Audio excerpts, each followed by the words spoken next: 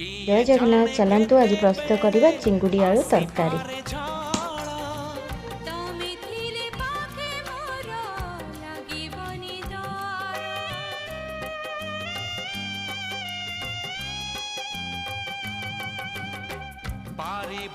चाली साथे बाट बहु दूर जानिछि मु छाड़ी बनी हाथ केबे मोर ए जीवन खरा छाई आलू अंधार तुमे थिले से अंधार लागे भारी भला कथा दियो